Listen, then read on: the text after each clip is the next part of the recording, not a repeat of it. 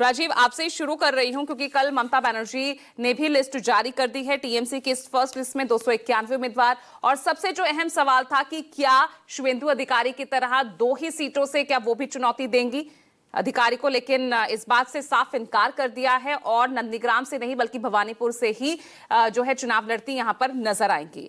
तो अब जो बीजेपी चाह रही थी अपने ट्रैप में फंसना, तो क्या उससे बच निकली है ममता बनर्जी क्या अभी, या फिर उनके सामने चुनौती अभी खड़ी हुई है? हालांकि ये सब सुनकर यूपी के लोकसभा चुनाव में अमेठी और रायबरेली वाला जो समीकरण कांग्रेस ने बिठाया था वो याद आ रहा है राजीव।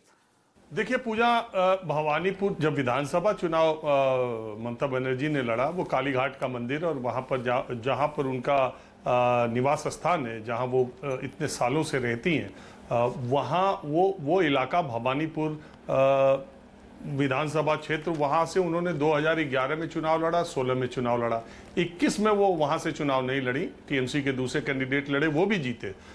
21 में वो नंदीग्राम गई थी और नंदीग्राम में वहां शुभेंदु अधिकारी के साथ जो टक्कर हुई उसमें 1800-2000 वोटों से वो हार गई। बाद में उन्होंने उसी भवानीपुर से के जो सिटिंग एमएलए थे उन्होंने इस्तीफा दिया, जगह खाली की ममता बनर्जी के लिए, और वो वहां से चुनाव लड़ी और फिर इस समय निवर्तमान विधायक वो भवानीपुर की है।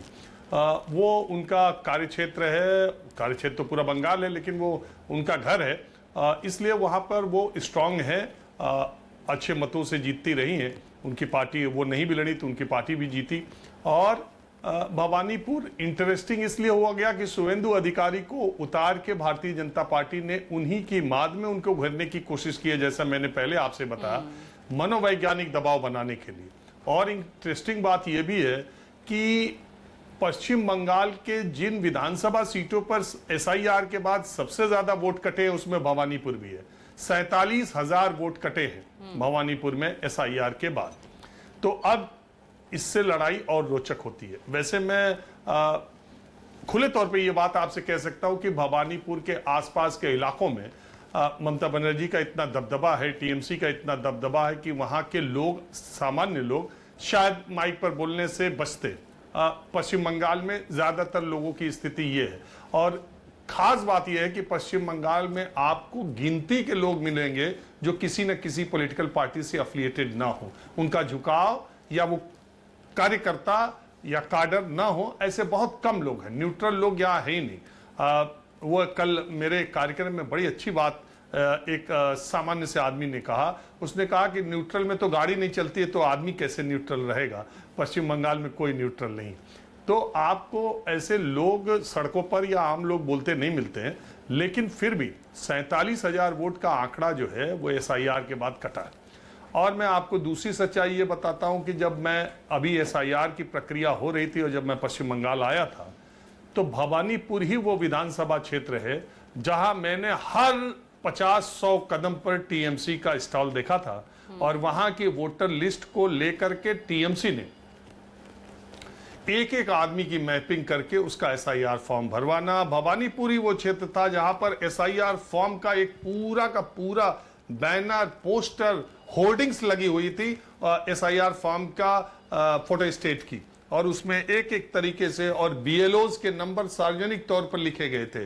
बीएलएज के नंबर, अपने टीएमसी के बीएलएज के नंबर, बीएलओज के नंबर। तो जो टीएमसी का कार्यकर्ता है पूजा, वो बहुत ही रणनीतिक तरीके से, बहुत ही कार्डर बेस्ड तरीके से वो काम करता है। इंटरेस्टिंग बात यह है कि आप देखिए, एक तरफ टीएमसी के नेता चुनाव आयोग, एसआईआर को लेके चुनाव आयोग, इलेक्शन कमीशन, सुप्रीम कोर्ट, वहां दरवाजे खटखटाते हैं, तमाम बातें करते रहते हैं, और दूसरी तरफ जमीन पर एसआईआर की प्रक्रिया को कराने में टीएमसी के कार्यकर्ता जितनी सजगता और सक्रियता दिखाए, मैं तो कई राज्यों में, मैं अभी उत्तर प्रदेश में भी गया था, बिहार में भी गया था, बंगाल में भी मैंने देखा, दूसरे और राज्यों में देखा, किसी भी पॉलिटिकल पार्टी के कार्यकर्ता इतना सजग और सतर्क नहीं रहे जितने टीएमसी को लोग रहे। और मैं ये भी आपको बताता हूं कि पूरे भवानीपुर में एसआईआर की प्रक्रिया के दौरान मैं घूम रहा था, मुझे भारतीय जनता पार्टी का एक भी कार्यकर्ता या एक भी स्टॉल या लोगों की मदद करने के लिए कहीं कोई हावड़ा के इलाकों में था, दूसरे और जगह पे था, लेकिन भवानीपुर में नहीं दिखा। भवानीपुर ममता बनर्जी का बहुत स्ट्रांग होल्ड है। और राजीव फिर सवाल ये उठ रहा है ना कि भाई टीएमसी के कार्यकर्ता जिस तरह से जमीन पर रहे, आप खुद आंखों देखा हाल बता रहे हैं।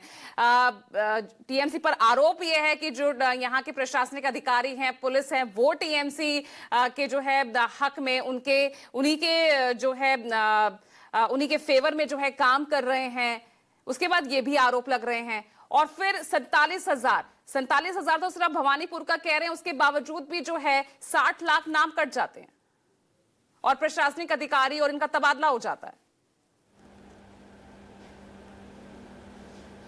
देखिए, ये तो कहने वाली बातें हैं और ये कहा जाता है। आप अगर पश्चिम बंगाल में 15 साल से टीएमसी की सरकार है और यहाँ के सारे अधिकारी टीएमसी वाले हो चुके हैं और इस आधार पर उनका ट्रांसफर हो रहा है, तो आसाम में भी 10 साल से बीजेपी की सरकार है, फिर वहाँ के भी सारे अधिकारी और सारे ऑफिसर्स वो बीजेपी वाले हो गए होंगे, या तमिलनाडु में इतने दिनों से डीएमके की सरकार है, सब उन्हीं के हो गए होंगे और अल्टरनेट होती रहती है। वहाँ या एलडीएफ की केरला में सरकार, भाई सरकार क्या हर जगह भारतीय जनता पार्टी की होगी या भारतीय जनता पार्टी की ही सरकार जहां है वहां पर बड़ा न्याय संगत है, और अपोजिशन के पार्टीज की जहां जहां सरकार है वहां पर वहां अधिकारी जो है वो टीएमसी का कहना ही मानेंगे।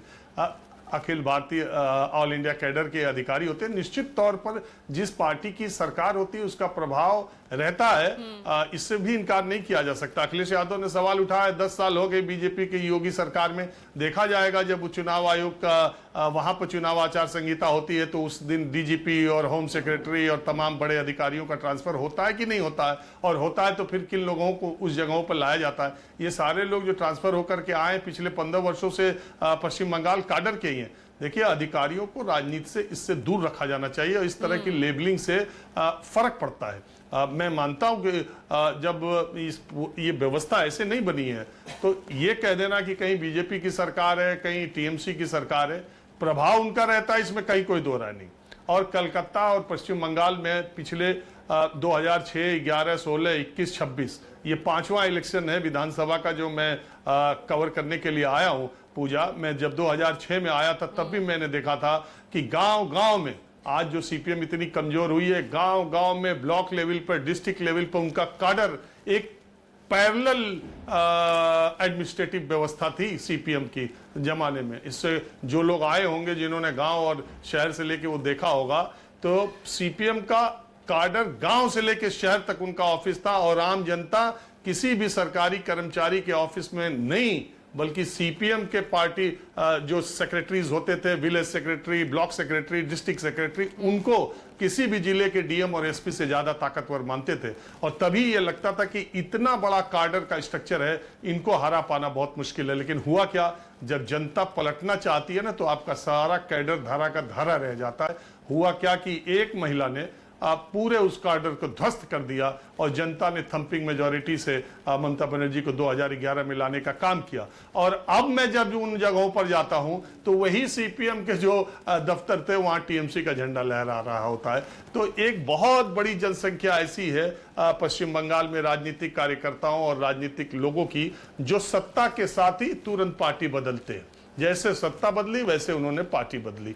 वो सारे वो लोग जो कभी सीपीएम के काडर और सीपीएम के लिए बहुत काम करते थे, उनमें से अधिकांशतः टीएमसी में आ गए, और जो नहीं आए वो बीजेपी में चले गए। इसीलिए टीएमसी वाले कहते हैं जो वाम था वही अब राम है।